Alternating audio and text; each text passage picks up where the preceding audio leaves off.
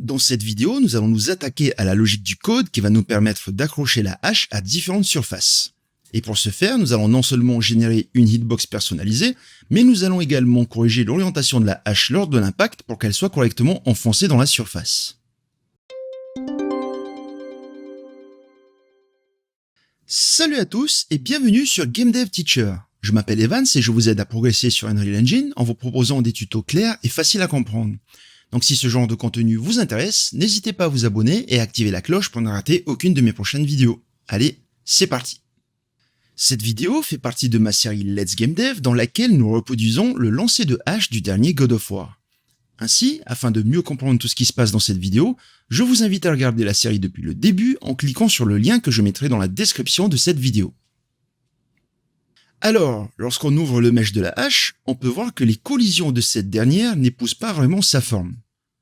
Et pour un élément de gameplay aussi important que la hache, lorsqu'on la lance, on n'aimerait pas avoir l'impression qu'elle s'est accrochée à quelque chose alors qu'elle n'a rien touché, ou pire encore, qu'elle s'arrête dans le vide donnant l'impression qu'il y a eu un bug quelque part. Bien sûr, pour ceux qui connaissent, plutôt que d'utiliser les collisions simples, on pourrait utiliser les collisions complexes qui se basent directement sur la géométrie du mesh pour interpréter les collisions. Mais comme l'indique leur nom, ces collisions sont complexes et demandent plus de ressources que des collisions simples. Ainsi, la solution que nous allons utiliser aujourd'hui combine le meilleur des deux mondes, à savoir proposer une collision qui a une forme géométrique se rapprochant le plus possible de la forme de la hache, tout en limitant le nombre de polygones. Et pour ce faire, nous allons dans un premier temps sélectionner la collision simple de la hache et la supprimer. Ensuite, nous allons aller ici en haut dans Collision et nous allons sélectionner Auto Convex Collision. Alors, cette option va ouvrir ce petit onglet ici en bas à droite et elle va nous permettre en fait de générer des polygones convexes, c'est-à-dire des polygones dont tous les vertex ont des normales qui pointent vers l'extérieur ou vers l'opposé du centre du polygone. Donc ici nous avons l'option Hull Count qui représente le nombre de polygones convexes qui vont former la collision. Un polygone convexe est un polygone dont tous les angles intérieurs sont inférieurs à 180 degrés. Autrement dit, toutes les normales des vertex pointent vers l'extérieur dans la direction opposée du centre. L'option Max Hull Verts représente quant à elle le nombre max de vertices, donc pluriel du mot vertex, autorisé par polygone, donc par Hull. Le Hull Precision représente le nombre de voxels qui vont être utilisés pour générer la collision. Plus ce nombre sera élevé, plus la grille de voxels sera dense et plus la forme générée se rapprochera de celle de la hache. Alors, ici, je vais mettre le Hull Count à 16. Le Max Hull Verts, je vais le mettre à 32. Oups, ici 16. En bas 32. Et en bas, je vais laisser tout ça à 100 000 pour le Hull Precision. Donc, une fois que je clique sur Apply, Unreal va générer la collision. Et donc, comme vous pouvez le voir ici, la nouvelle forme générée est suffisamment proche de la forme de la hache, tout en ayant peu de vertex. Alors, dans un des épisodes précédents, nous avons désactivé complètement les collisions de la hache, car nous ne voulions pas que cette dernière interprète les collisions alors qu'elle est attachée au personnage. Mais maintenant, nous allons aller plus loin, puisque nous allons créer nos propres pré-réglages de collision qui vont être utilisés en fonction de l'état de la hache. Le premier preset fera en sorte que la hache puisse être plantée dans un mur lorsqu'elle est lancée, alors que le second preset permettra à la hache de pénétrer tout ce qu'elle touche durant sa phase de retour à l'envoyeur, non seulement pour que rien ne perturbe sa trajectoire de retour, mais aussi pour faire des dégâts aux ennemis qu'elle pénétrerait. Alors, pour ceux qui ne connaissent pas les pré-réglages de collision, ici je vais ouvrir le BP Player. On appelle aussi ces pré-réglages les collision presets, et ce sont les options que vous pouvez voir ici, par exemple, sur le personnage de notre jeu. Alors, là, nous avons par exemple un collision preset qui est paramétré sur Character Mesh et qui a tout un tas de paramètres par défaut pour les différentes collisions de ce dernier. Alors, chacun de ces presets vient avec ses propres réglages, comme on peut le voir, qui peuvent alors être utilisés sur plusieurs objets à la fois. Donc maintenant, nous allons créer notre propre collision preset en venant ici, dans Edit, Project Settings, voilà, et ici, dans Collision, et dans Preset, on fait New. Alors, le premier collision preset que nous allons créer est le collision preset Axe Thrown. Donc, c'est le paramètre de collision qui va être mis sur la hache lorsqu'elle sera lancée. Donc, on veut qu'elle puisse pénétrer qu'elle puisse être plantée dans les surfaces qu'elle va toucher. Donc ici, nous allons faire collision enable pour activer les collisions, qu'elles soient query ou des collisions physiques. Le type d'objet, ça va être un objet de type physics body. Et une petite description que nous allons mettre ici, bloque tout lorsque la hache est lancée. Donc ici, on va mettre tout ça à bloc et on va désactiver le bloc pour le pawn, pour tout ce qui est pawn. Ici, pareil pour visibility et caméra, on ne va pas faire attention à ces channels. Donc pourquoi est-ce que je mets l'overlap à pawn ici? C'est tout simplement parce que je veux que la hache puisse traverser tous les pawns qu'elle va toucher. Donc si je balance et qu'il y a plusieurs ennemis devant moi, j'aimerais bien que la hache continue sa course si elle touche un ennemi, histoire de faire une sorte de combo. Donc maintenant que le axe thrown est créé, je vais cliquer sur accept ici, et je vais en créer un deuxième, cette fois-ci qui sera dédié au axe cold. Alors, ce preset-là, on va faire appel à lui lorsque la hache revient vers le joueur ou lorsqu'elle est dans sa main. Alors ici, cette fois-ci, lorsque nous allons revenir en arrière, nous allons faire un query only et l'object type toujours physics body. Et cette fois-ci, nous allons overlapper tout, toujours en ignorant la visibilité et la caméra. Donc là, j'accepte. Et on a donc ici nos deux presets. Axe thrown pour lorsque la hache est lancée et axe cold pour lorsqu'elle est dans les mains du joueur ou lorsqu'elle est en train de revenir. Maintenant, nous allons voir comment stopper la hache dans sa course si elle touche autre chose qu'un pawn. Donc là, je vais l'ouvrir. Et ici, je vais sélectionner le static mesh. Donc la hache en elle-même. Je vais venir ici dans les collisions et je vais mettre à jour le collision preset pour prendre le collision preset axe cold. Donc pour rappel, ce preset est activé lorsque la hache est soit dans la main du joueur, soit lorsqu'elle est en train de revenir vers le joueur. Donc ici, je vais mettre le generate overlap events à true et le simulation generates hit events à true. Ensuite, je vais compiler et dans la fonction throw ici, je vais faire appel lorsque la hache a été lancée. Donc ici, on a défini le mouvement de projectile et ici, le mouvement de rotation de la hache. Nous allons ici faire appel à un nouveau nœud qui s'appelle setCollisionProfileName. Donc c'est bien le static mesh qui est pris. Et lorsque nous allons lancer la hache, nous allons activer le collision profile qui s'appelle, si je me rappelle bien, axe thrown. Donc dès qu'on lance, on fait appel au preset axe thrown et donc la hache va pouvoir toucher n'importe quel type de surface autre qu'un pawn. Donc là, je compile, je sauvegarde et si je lance l'exécution, vous pouvez voir que lorsque je vais lancer la hache sur une surface, donc ici par exemple, elle va s'arrêter lors de l'impact. Donc maintenant, je vais aller dans l'event graph ici et je vais faire appel à l'événement qui va me permettre de gérer l'impact. Et cet événement en question, c'est l'événement onComponentHit ici. Donc là, maintenant que la hache a touché quelque chose, ici, à chaque fois qu'il y aura un impact, elle va faire appel à cet événement-là. Donc, pour commencer, je vais faire un custom event ici que je vais appeler stop et qui va gérer justement l'impact de la hache. Donc, lorsque la hache va toucher quelque chose, nous allons désactiver en fait les deux mouvements, qu'il s'agisse du mouvement de rotation, donc ici, et je vais faire un activate, je vais faire un activate, un deactivate, ici, et je vais faire un deactivate du projectile movement pour désactiver complètement le mouvement de projectile et de rotation. Donc cet événement-là, stop, je vais faire appel à lui ici, lorsque la hache va toucher quelque chose. Donc, je compile, je sauvegarde, et je lance l'exécution. Et donc là, si je balance la hache sur mon cube ici, voilà, elle arrête de bouger, et elle a une rotation qui ne bouge plus.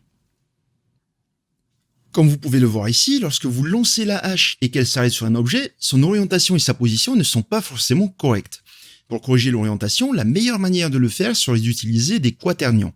En effet, ces derniers proposant un moyen relativement simple de trouver l'orientation à appliquer à un vecteur A pour qu'il ait la même direction qu'un vecteur B, on pourrait par exemple aligner le vecteur X de la hache sur l'inverse de la normale de la surface touchée par la hache. Mais à moins que vous fassiez du C++ ou que vous achetiez un plugin sur le marketplace, les quaternions ne sont pas utilisables dans des projets exclusivement codés en Blueprint. Du coup, un peu à la manière de la collision convexe créée plus tôt, nous allons utiliser une méthode qui n'est certes pas parfaite, mais qui va nous permettre d'avoir un résultat plutôt potable. Nous allons commencer par corriger l'orientation. Alors, pour ce faire, ici, nous avons ce qui se passe lors de l'impact. Avant de continuer, je vais rajouter un branch que j'ai oublié d'ajouter plus tôt, et qui va me permettre de traiter l'impact seulement lorsque la hache a été lancée. Ici, nous avons un booléen créé dans une vidéo précédente, et nous allons arrêter la hache seulement lorsqu'elle a été lancée. Donc, lorsque je lance la hache sur une surface, et qu'elle touche cette surface, son orientation n'est pas forcément bonne. Donc, pour corriger cette orientation, nous allons faire un set actor rotation pour faire pivoter la hache correctement. Donc ici, le set actor rotation, il a besoin d'un angle. Et comment est-ce que nous allons choisir cet angle-là, ou cette rotation plutôt? Je vais prendre ici l'information du hit. Donc, lorsqu'il y a eu un impact, ça a généré une structure de type hit qui va nous permettre de récupérer tout un tas d'informations relatives à cet impact. Donc ici, lorsqu'il y a impact, nous allons récupérer l'impact normal. Alors, l'impact normal, qu'est-ce que c'est? C'est en fait la normale de la surface qui a été touchée par l'impact. Donc si je touche un mur, c'est une normale qui va pointer du mur vers l'extérieur. Donc, moi, ce que je veux, c'est faire face à ce mur-là. Donc, je vais faire un negate vector. Ça va me permettre de prendre un vecteur qui va aller de la hache vers le mur. Ensuite, je vais faire un make rot from X. Pourquoi make rot from X? Parce que, par défaut, sur Unreal Engine, le vecteur X permet de pointer vers l'avant. Donc ici, on va prendre une rotation qui va pointer dans le sens du vecteur que nous venons de générer, et nous allons appliquer cette rotation-là à notre hache. Donc là, si je compile et que je lance l'exécution, donc ici, vous allez voir que lorsque je vais balancer la hache sur mon mur, elle fait face à mon mur. Donc bien sûr, ce n'est pas parfait, parce que du coup, imaginons que je me mets de côté ici et que je balance ma hache, elle va quand même faire face au mur. Donc, c'est pas forcément méchant, mais c'est quelque chose quand même à noter pour ceux qui aimeraient faire des modifications. Maintenant, nous allons corriger la position de la hache lors de l'impact. Donc, comme on peut le voir ici, la hache est correctement orientée pour faire face au mur, mais par contre, si on se rapproche un peu plus, on peut voir qu'elle est en train de flotter dans les airs. Alors, ce que nous allons faire, c'est nous allons faire en sorte de déplacer la hache de manière à donner cette impression qu'elle est plantée dans le mur. Donc ici, dans le BP Axe, je vais venir dans le viewport et je vais y ajouter un nouveau component de type arrow. Alors, le arrow, à quoi est-ce qu'il va servir? Il va juste servir à définir un point d'accroche. Donc ici, si je le mets là, la hache va être plantée jusqu'ici dans le mur. Si je le mets là, elle va être plantée jusque là. Et moi, je vais mettre ça à mi-chemin entre le manche et la hache. Donc je compile, et de retour dans le graphe, ici, je vais ajouter une petite logique après le onComponent hit. Donc une fois qu'on a mis en place la rotation, je vais faire un sphere trace by channel. Ce sphere trace, il va me lancer une sphère que je vais mettre à un radius de 50. Le starting point, je vais prendre un actor location, get actor location, que je branche dans le start. Ensuite, le end, ça va être la position de la hache, donc le get actor location, plus un autre vecteur qui sera égal au throw direction multiplié par un float que je vais initialiser à, admettons, quelque chose comme 200. Donc là, j'active le debugging et je vais vous expliquer comment cela fonctionne. Donc là, je lance l'exécution et je vais lancer ma hache. Donc là, elle est censée être plantée dans le mur. Et ce n'est pas le cas, donc nous allons faire un sphere trace, donc nous allons créer une sphère que nous allons faire glisser le long de la distance donnée, donc ici 200, et dès qu'il y aura un point d'impact, donc ici le petit carré rouge qu'on peut voir, Ce que nous allons faire, c'est que nous allons déplacer la hache de manière à ce que la position du arrow et de ce petit carré rouge soit égale. Comme ça, au moins, on aura la hache qui sera plantée dans la surface. La question, c'est que pourquoi est-ce que j'utilise un sphere trace? C'est qu'en fait, dans certains cas, ici, lorsque je vais relancer, admettons que je jette de manière à frôler le mur. Ici, il y a quand même une collision. Donc et ce qui va se passer, en fait, c'est que la hache va peut-être se retrouver ici, sur le côté. Donc, le fait de lancer une sphère plutôt qu'une ligne, ça me permet de trouver la surface la plus proche de la hache. Donc, je vais retenter une autre fois. Mais si ça marche pas, j'espère que vous comprendrez ce que je veux dire par là. Donc, ici, je vais faire ça. Je vais lancer comme ça. Ah, voilà. Là, comme vous pouvez le voir, la hache est au-dessus du mur. Et en fait, plutôt que si je lançais un line trace, nous allons avoir un line trace qui ne va pas forcément toucher le mur, et donc on aura une sorte de hache qui va rester quand même plantée comme ça dans les airs. Donc le sphere trace va me permettre en fait de faire une sorte de plus grosse zone de contrôle, et si la sphère touche un mur, nous allons redéplacer la hache de manière à ce qu'elle soit plantée dans le mur. Donc maintenant que nous avons notre point d'impact ici, qui est récupéré avec le sphere trace, nous allons déplacer notre hache. Et pour ce faire, ici, je vais faire un branch pour vérifier comme d'habitude si le sphere trace a touché quelque chose. Et si le sphere trace a touché quelque chose, je vais faire un break hit result pour récupérer les informations de ce hit.